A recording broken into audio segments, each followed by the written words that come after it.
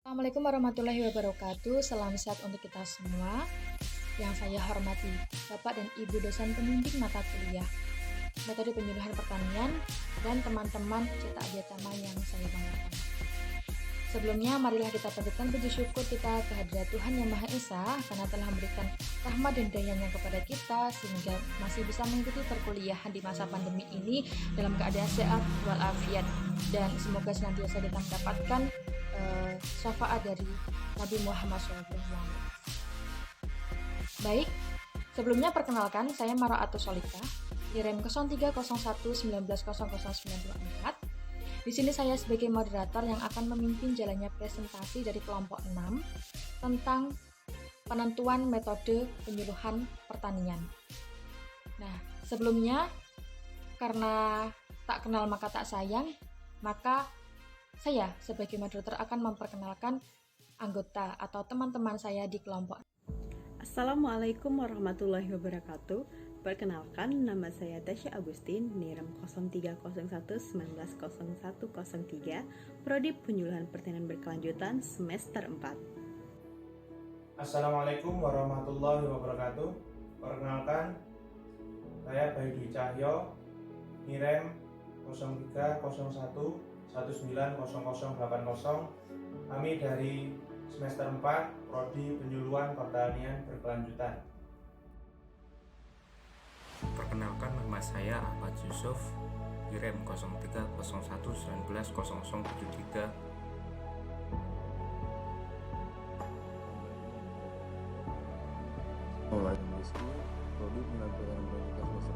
Nah, itulah tadi teman-teman perkenalan dari kelompok kami yang nantinya akan memberikan materi kepada kita semua. Baik, untuk mempersingkat waktu mungkin bisa langsung saja dimulai. Nanti materinya akan disampaikan oleh teman saya tentang penentuan metode penyuluhan pertanian pada ketahanan pangan. Jadi pada presentasi kali ini kami akan menjelaskan tentang metode apa yang akan kami pilih dalam melakukan kegiatan penyuluhan pertanian sesuai dengan permasalahan yang ada. Jadi pada permasalahan yang ada, kami mendapatkan permasalahan tentang ketahanan pangan, di mana ada beberapa poin diantaranya yaitu pekarangan yang belum dimanfaatkan secara optimal, masyarakat kelompok wanita tani yang belum melakukan kegiatan KRPL, serta masyarakat yang belum memahami tentang arti pentingnya pengkonsumsian pangan atau pengkonsumsian aneka keragaman pangan lokal. Serta poin ketiga adalah baru 5% masyarakat di DPP Banguntapan, di Desa Banguntapan, belum mengonsumsi atau belum memenuhi gizi berimbang. Jadi, masyarakat tersebut belum mengonsumsi tentang pola gizi berimbang yang menyangkut pada pola B2SA. Selanjutnya, dengan mengacu pada permasalahan-permasalahan yang ada, yaitu permasalahan tentang ketahanan pangan, maka materi yang akan kami sampaikan dalam kegiatan penyuluhan pertanian ini yaitu materi tentang kawasan rumah pangan lestari atau kita sebut dengan KRPL. Sebelumnya, teman-teman ada yang tahu belum apa sih KRPL? Benar sekali. Jadi, KRPL merupakan program dari Kementerian Pertanian yang berpacu pada pengoptimalisasi kegiatan lahan pekarangan atau optimalisasi lahan pekarangan yang merupakan sebuah bentuk atau sebuah upaya dalam kegiatan ketahanan pangan, dalam kegiatan untuk mensejahterakan masyarakat, sehingga sasaran dari kegiatan KRPL ini merupakan peningkatan kemampuan kepada masyarakat dan keluarga, khususnya dalam kegiatan pengkonsumsian penganekaragaman tanaman pangan, sehingga juga nanti akan mewujudkan masyarakat atau keluarga yang mengacu pada pola konsumsi makanan lokal atau diversifikasi pangan serta mengacu pada gizi berimbang. Dan juga konsep KRPL ini juga bukan khusus terhadap tentang pemanfaatan lahan pekarangan, namun juga kegiatan KRPL ini juga merupakan kegiatan tentang diversifikasi pangan serta perwujudan tentang diversifikasi pangan atau kemandirian pangan, sehingga nanti diversifikasi pangan tersebut berbasis pada sumber pangan lokal dan pelestarian sumber daya genetik pangan dan kebun bibit. KRPL ini juga banyak manfaatnya, diantaranya yaitu memiliki beberapa fungsi, yaitu fungsi lumbung hidup, fungsi warung hidup, fungsi apotik, fungsi sosial, dan fungsi-fungsi lainnya, sehingga juga kegiatan KRPL ini juga dapat memberikan pendapatan atau dapat menambahkan pendapatan keluarga, serta juga kegiatan KRPL ini juga bertaut pada kegiatan-kegiatan tentang pola hidup sehat atau pola konsumsi pangan lokal yang mengacu pada pola hidup gizi berimbang atau B2SA, sehingga juga kegiatan KRPL ini harus disosialisasikan karena juga permasalahan pada tabel matriks permasalahan tadi juga banyak masyarakat yang belum menerapkan atau belum mengerti arti pentingnya konsumsi pangan lokal, arti pentingnya penganeka-ragaman konsumsi pangan lokal, dan juga banyak masyarakat yang masih belum melaksanakan kegiatan optimalisasi lahan pekarangan, padahal ada potensi kita untuk memanfaatkan lahan pekarangan tersebut, sehingga juga jika kita memanfaatkan lahan pekarangan tersebut secara nyata kita dapat membantu program Kementerian Pertanian dan dapat meningkatkan kemampuan kita baik dari segi ekonomi, baik dari segi kemampuan dalam melakukan sesuatu, serta juga kemampuan kita dalam bekerja sama. Dengan melakukan KRPL ini, maka semua akan berdampak positif, insya Allah, ketika kita melakukannya dengan baik dan benar. Maka dari itu KRPL ini harus kita sosialisasikan secara benar kepada masyarakat tani yang membutuhkan, sehingga nanti materi ini akan lebih ditekankan dalam melakukan metode apa sih yang cocok untuk menyampaikan pesan dari pentingnya pelaksanaan program. Baik, di sini kami akan menjelaskan tentang dasar pertimbangan. Dasar pertimbangan yaitu yang pertama adalah keadaan sasaran, di mana sasaran itu indikator pendidikan, kedua pekerjaan, yang ketiga luas pekarangan. Kemudian yang kedua, dasar pertimbangan yang kedua adalah penyuluh. Yang pertama yaitu pendidikan, yang kedua masa kerja, yang ketiga adalah usia. Dasar pertimbangan yang selanjutnya adalah keadaan wilayah, yaitu keadaan pekarangan. Kemudian yang keempat adalah biaya dan sarana. Yang kelima adalah kebijakan pemerintah. Kemudian dilanjutkan dengan metode penyuluhan pertanian. Yang pertama yaitu adalah pertimbangan metode, memperhatikan dasar pertimbangan. Yang kedua yaitu penilaian aspek melalui metode penyuluhan melalui sistem scoring.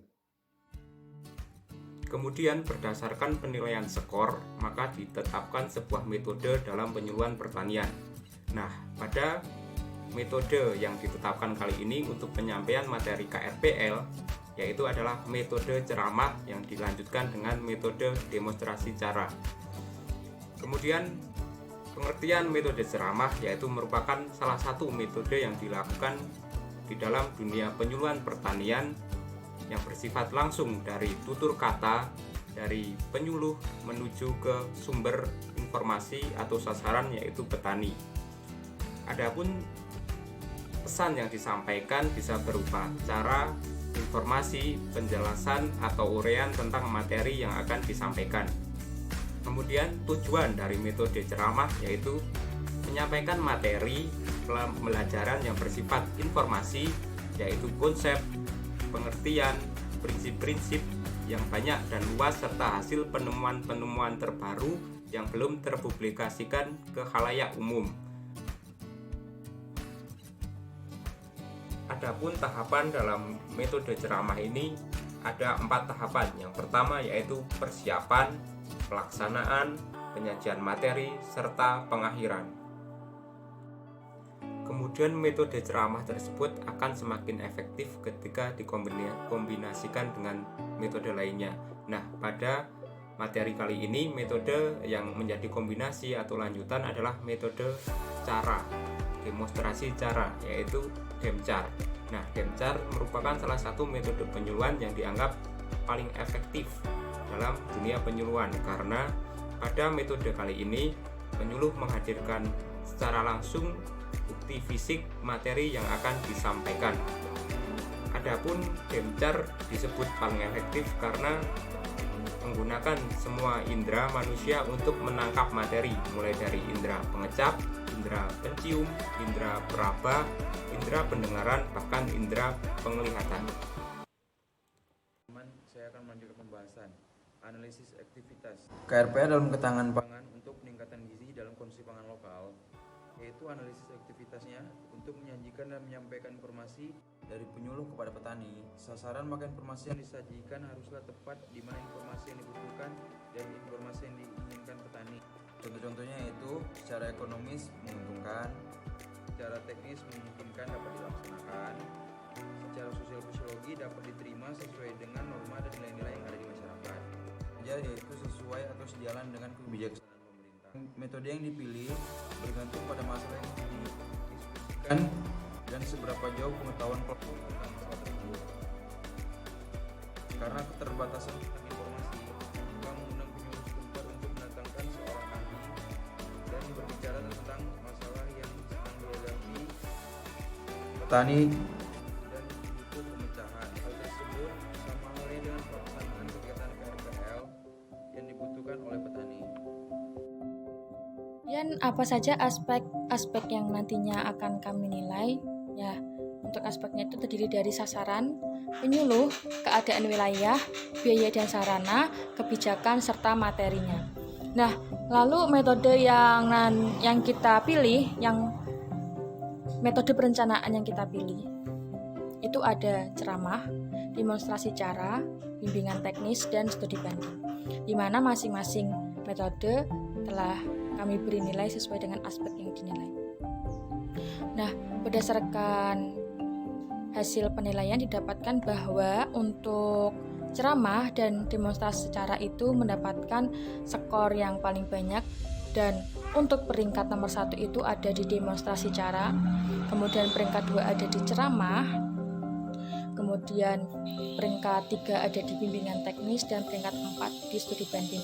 Jadi berdasarkan hasil penilaian ini didapatkan metode penyuluhan yang sesuai dengan materi, yaitu ketahanan pangan di KRPL itu ada demonstrasi cara dan ceramah. Kemudian saya juga akan menjelaskan tentang kelebihan dan kekurangan dari metode penyuluhan partisipatif. Jadi untuk kelebihannya itu adalah 1, melibatkan partisipasi penuh dari masyarakat. Jadi sebagai penyuluh pertanian itu pasti akan menyampaikan materi kepada sasaran, di mana sasaran tersebut juga membutuhkan partisipasi yang banyak. Jadi untuk menyampaikan metode KRPL ini kita membutuhkan juga partisipasi penuh dari masyarakat, sehingga nanti untuk materi yang disampaikan dapat tersampaikan kepada sasaran. Kemudian yang kedua adalah pendekatan penyuluhan dari bawah ke atas atau bottom up untuk memberikan kekuasaan kepada petani agar dapat mandiri. Jadi penyuluh di sini tidak membatasi tingkat pemahaman dan tingkat pengaplikasian terkait materi terhadap sasaran. Jadi memberikan kebebasan sebebas-bebasnya kepada petani untuk melakukannya, dan nanti untuk hasilnya agar petani tersebut dapat mandiri. Teman-teman, mungkin itu saja yang dapat saya sampaikan, dan alhamdulillah kita sudah berada pada penghujung materi di presentasi kali ini. Semoga materi yang kami sampaikan dari kelompok 6 dapat bermanfaat untuk kita semua dan bisa kita aplikasikan di lapangan nantinya. Untuk itu kami dari kelompok 6 mohon maaf apabila ada salah kata dan salah perbuatan, kami mohon maaf. Presentasinya kami tutup. Wassalamualaikum warahmatullahi wabarakatuh.